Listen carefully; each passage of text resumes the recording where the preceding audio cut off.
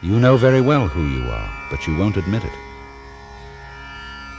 Deep in there in the middle of your heart, you know it.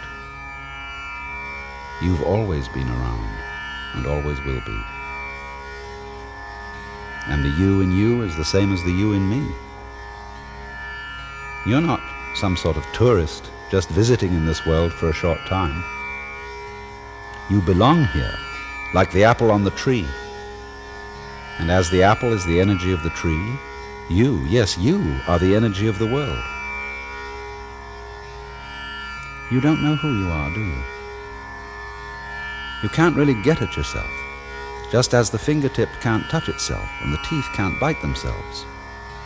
And that's because you, the far in you, is what we call Brahman, the self of the universe, the witch than which there is no witcher, the heart and foundation of all that's going on. You think you're going to die someday. Yes, that's because every now and then you have to go off so that you can know you're on. You can't have an up without a down, or a back without a front, or a light day without a dark night. The whole thing is pulse.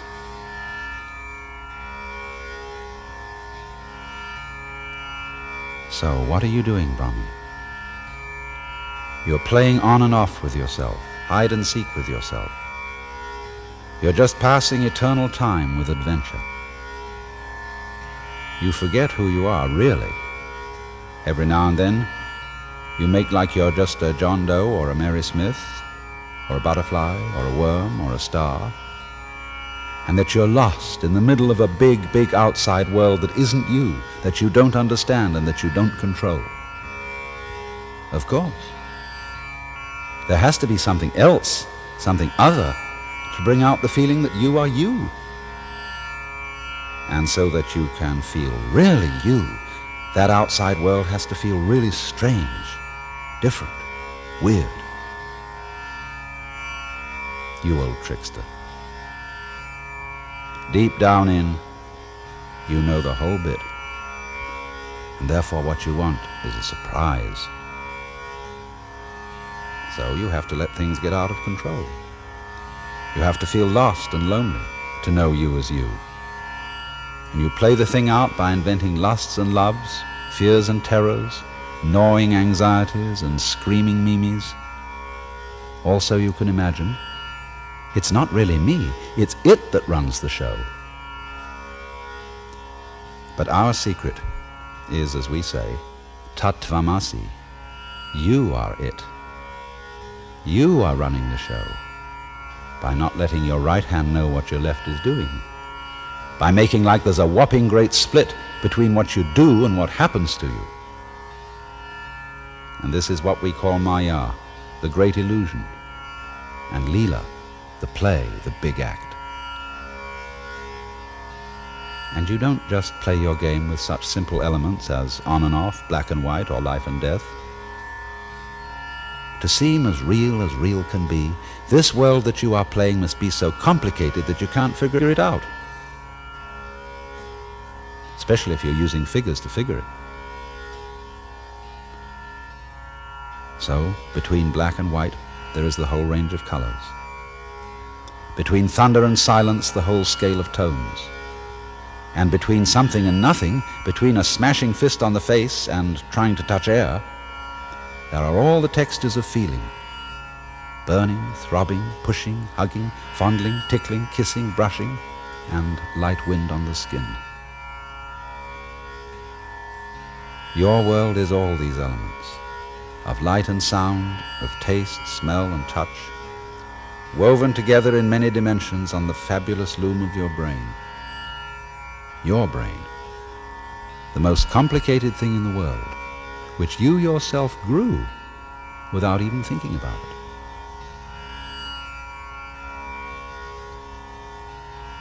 You have always been around. For you, I, the self, is simply what there is and all that there is. All of us are rays from one center, tits on one sow, sounds on one flute. Forever and ever. But it doesn't get monotonous, boring, Because we keep forgetting it. We keep the ons on by putting offs between them. How big is it? And how long is on? And how long off? Don't take these figures literally, for their purpose is just to give an idea of vastness. We say that man, human life, is a dance that lasts for 4,320,000 years. And of course there are all sorts of other dances going on at the same time with their own rhythms. Star dances, rock dances, fish dances, insect dances, plant dances, and strange animal scenes like crocodile dances, elephant dances. The human dance runs for 4,320,000 years, a span of time that we call a kalpa. Before it begins and after it ends, there is always another kalpa, or off period of rest, during which the self is simply the self and doesn't pretend to be this me or that you. We call this rest period the pralaya. Peace, uninvolvement, pure bliss.